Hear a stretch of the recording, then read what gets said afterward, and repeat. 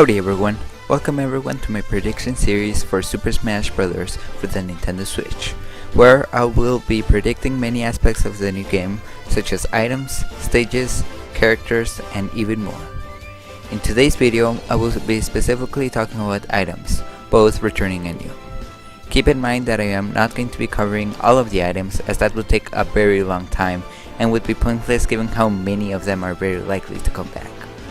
Without further ado, let's get started.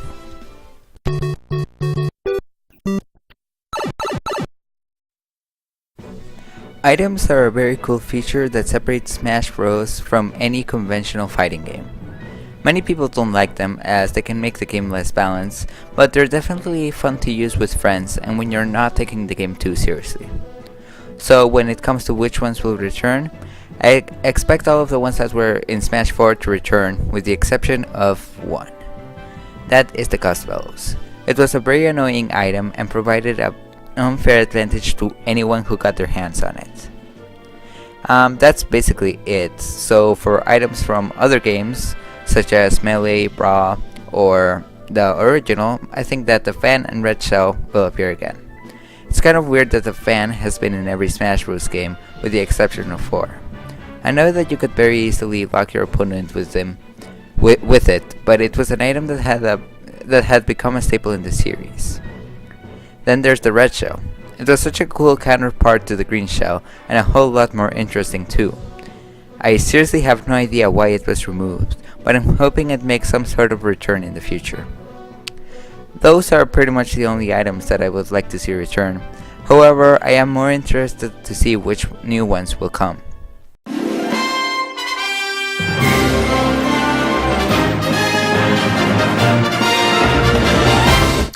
Here are a few ideas that I had, which are the most probable. The Korok leaf, for example, could send out strings of wind at an opponent, getting bigger the longer you charge it. It could work similarly to the Ore Club and even replace it. I also think that Bowser's wedding hat would be a very neat idea, providing higher attack and knockback, but maybe decreasing the amount of moves you can use. I also had an idea of having Beast Balls, which would release an Ultra Beast from Pokemon Sun and Moon. They would be as rare or rarer than the Master Balls and would pack a similar punch. Then there could also be boss capsules. These items could work similarly to assist trophies, except instead of carrying something small, they would carry beasts and bosses from previous Nintendo games. They could change depending on the stage, and this way players could have the option to turn off the item, given how many players hated the unavailable bosses in Smash 4. That's all for the items that could appear in next Smash Bros. Except, oh, that's right, we need to specifically talk about the Pokeballs, assist trophies, and the things that they will contain.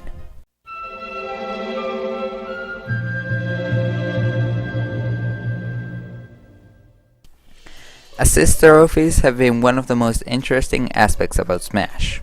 They are a way to represent less known franchises without spending too much time on characters or stages. This allows them to have a variety of representation without it feeling too overwhelming. Just like with items, I predict most of the assist trophies from Wii U and 3DS will appear again. The only one I can see being scrapped is Shadow, as I feel he would work way better as a character. Remember that this isn't the first time it has happened, since Little Mac was an assist trophy in Super Smash Bros. Brawl, but became a character in Super Smash Bros. For Wii U and 3DS. But when it comes to new trophies, there are a lot more options. For one, I think that the Koroks from Breath of the Wild could perform a bunch of attacks, just throwing knots and flying around. The Lynels from the same game also have a high chance of appearing, as they are one of the most iconic enemies in it. I also personally think that Pauline has a better chance of being an assist trophy than a character. This doesn't mean that I don't want her as a character, but her very recent appearance may make it more likely for her to have a smaller role. Next, I think that Waddle Dee Army could work similarly to King Dedede's Final Smash in Brawl. It would make for a cool return and wouldn't take anything away from King Dedede's current moveset. Also, given how the rabbits made a bit of a comeback with Mario & Rabbids Kingdom Battle, I think that they could be in the game. I think it's more likely for the normal rabbits to be there, since the Mario Rabbit characters have a higher chance of being full-fledged characters. And as much as I hate Sonic Forces, it would make sense for its villain, I literally forgot his name, to be in here as well. He could even replace Shadow's Assist trophy. Now when it comes to a lesser known franchise, I think a character from Octopath Traveler has a good chance of appearing. It's gaining a bit more recognition and has a following before the game has even released. That is all for the assist trophies. However, I still yet have to talk about the idea I had previously of boss capsules.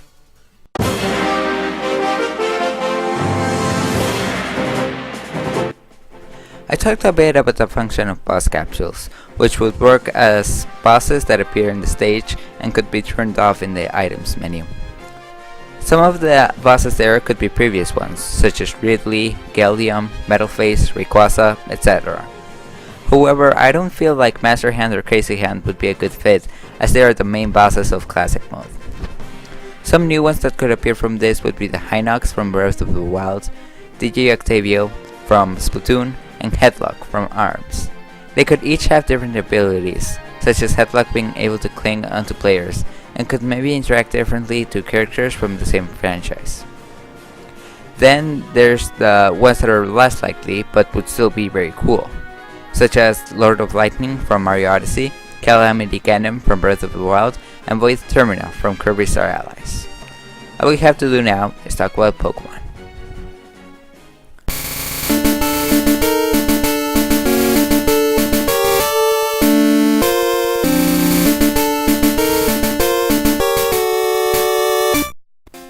Similarly to assist trophies, Pokeballs are a way to represent some of the Pokemon that are popular but not worthy enough for a character spot. However, because of the large quantity of Pokemon, they usually change around a lot between games. Now we still don't know how many parts of this new game will be from Smash 4, but I'm still going to assume that the Pokemon will be different. I expect most of them to be from the 7th generation, and maybe have a few sneak peeks for the new game on the Switch. Some examples could be the third Pokemon from Sun and Moon, though I expect there to only be 2, with 1 being a character. The ones that are definitely going to be here are Mimikyu, Type Null, and Pukubuku. Then I think some smaller Pokemon that still have a high chance of appearing can be Cutiefly, Rockruff, Salandit, Turtonator, Lurantis, Beware, and Wimpod. Legendary Pokemon, on the other hand, can be Magearna, Volcanion, Solgaleo, Lunala, Cosmog, and any of the Tapu Guardians. I also talked about a different kind of Pokeball that works similarly to the Master Ball, and could contain any of the Ultra Beast. I think it doesn't need much explanation, and would work really well in the game.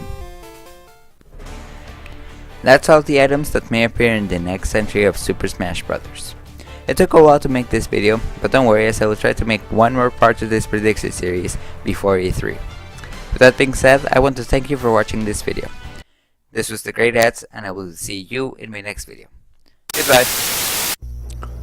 Wait, did you really think that was it? Come on, E3 is right around the corner. Of course I won't be able to make a video by then. So, I will instead be talking about stages right here. For previous stages, most of the ones that were in Smash 4 will appear here again. That includes those that were exclusive to the 3DS versions. It would also make sense for a lot of them to be updated to fit into new games, such as the Mario Circuit to fit into Mario Kart 8 Deluxe, or the Paper Mario stage into Color Splash. That's basically all of my predictions for old stages. As for new ones, well, New Donk City is basically confirmed to be in it. It's the most iconic place in Mario Odyssey, and can function similarly to the Animal Crossing stage, with changing background and times. There's also a high chance of there being an Odyssey stage, meaning the airship travels around the globe to sail the different worlds inside of Mario Odyssey, and maybe even other Mario games. With Zelda stages, it's a bit more complicated. There aren't a lot of places that are iconic, with the exception of Hyrule Castle. So why not make that into a stage? It's not a great idea, but it could work. I also think that Sora's Domain would be a good one, simply because it was most people's first dungeon and the most memorable too. Then for arms, it will definitely have a stage. I'm not sure which one it will be, but I think it will be more likely than a character. There will also definitely be a Splatoon 2 stage. I think it could even have more than two, one with the plaza and another in the battlefield. As for less likely stages, Mario & Rabbids may have one. It was a really popular game, and I would love to see those spooky trails, but I'm unsure about whether it will be featured or not. Then there's also Nintendo Labo. Many people think it could be a character, but honestly I think it would work much better as a stage. There could also be one featuring the Sniperclips characters. That's basically all of my stage ideas.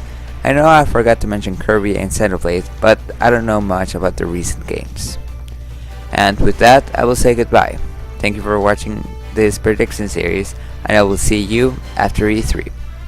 Goodbye.